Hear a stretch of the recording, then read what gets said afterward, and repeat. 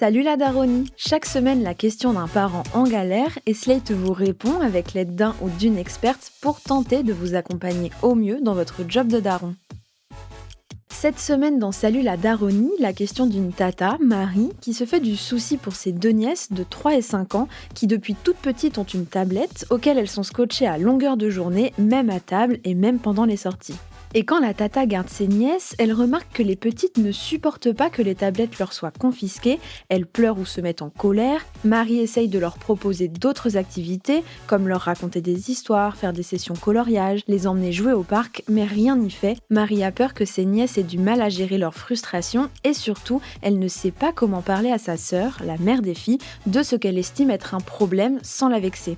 Pour aider cette tata, nous avons rencontré Isabelle Freinet, elle est sophrologue et journaliste santé depuis 2008 et elle a notamment coécrit le livre Doser les écrans en famille, comment reprendre le contrôle au quotidien. Cette tata, elle est très bienveillante, elle essaye de mettre en place plein de choses. C'est tout à son honneur, en effet, de s'alerter sur ce qu'elle observe concrètement. On est dans le pur quotidien de partage de temps en famille.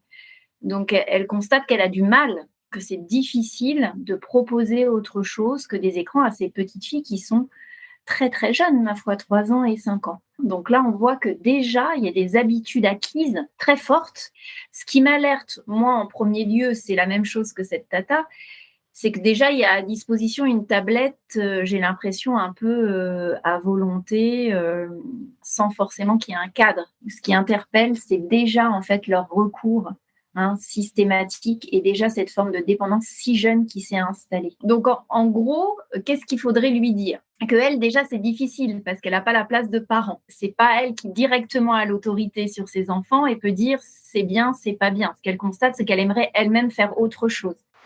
Mais rien n'empêche cette tata de poser un cadre quand elle s'occupe de ses nièces. Donc, si elle, dans le cadre qu'elle a quand elle les a avec elle, ce qui va lui permettre de s'en sortir, c'est de dire OK pour 10 ou 15 minutes. Donc, peut-être d'ouvrir la discussion sur OK, qu'est-ce qu'on va faire? Qu'est-ce que tu veux faire? Éventuellement proposer des contenus 15 minutes. Et ensuite, on alterne et on passe à autre chose. Alors, ce qui est important de dire, c'est qu'avant d'avoir son propre écran, une tablette, un smartphone qui est à soi, où ça va être plus difficile évidemment pour le parent. C'est comme si nous, on ne prête pas son smartphone à son enfant, et ben on va aller pas non plus piocher dans le téléphone de son enfant à partir du moment où ça devient un objet personnel.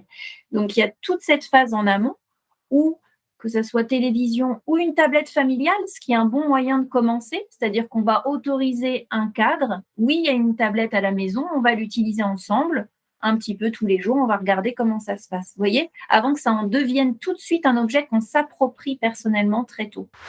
Dans le cas de Marie, nous parlons de deux petites filles de 3 et 5 ans et l'âge a son importance dans les usages numériques. Le mot crescendo est assez significatif, c'est-à-dire qu'en fonction de l'âge, on va augmenter un petit peu les propositions, les temps d'écran, pour en fait, si vous voulez, en termes de prévention, avoir le temps aussi de créer une forme d'autonomie. Vous voyez, évidemment, on ne parle pas de jeux vidéo, on ne parle pas d'internet avant 9 ans, donc ça va être une prévention, une éducation au numérique petit à petit, de ne pas plonger sans avoir un petit peu, ce cadre et après évidemment ce qu'on peut y trouver avec les risques qu'on connaît, sociétaux, comportementaux, etc.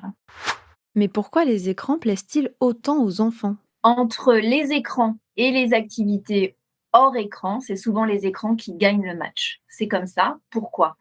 Parce que pour un si petit âge en plus, 3 ans et 5 ans, toutes les stimulations, les couleurs, tout ce qui va être stimulation sonore, c'est-à-dire que souvent c'est une alternance d'images très rapide, avec beaucoup de musique, du bruit, etc. Ça capte l'attention, ça hypnotise, au même titre que la télévision, ça hypnotise les tout petits. Et c'est comme un aimant. Ce qui est difficile, c'est qu'il y a de la frustration, de la colère à cet âge-là, dès qu'on retire ou qu'on n'autorise pas. Pourquoi? Parce que si petit, le cerveau de l'enfant n'a pas la capacité, à s'arrêter tout seul, et deuxièmement, la régulation émotionnelle. C'est du plaisir immédiat et donc c'est un non qui est évidemment d'emblée refusé. C'est pour ça que le cadre posé est très important parce qu'il va y avoir ce phénomène hypnotique. Et ensuite, en voyant la maturité émotionnelle, il y a des enfants qui vont arriver à se cadrer. C'est-à-dire que si on lui dit, écoute, OK pour une demi-heure, il y a des enfants qui vont arrêter et d'autres qui ne vont pas arrêter.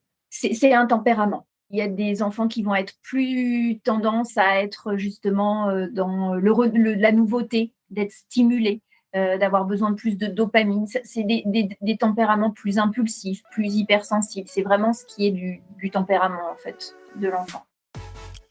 On espère que ça aidera tous les parents confrontés à la même situation. C'était Salut la Daronie, un podcast de Slate Podcast. Salut la Daronie est adapté d'une chronique de Slate.com.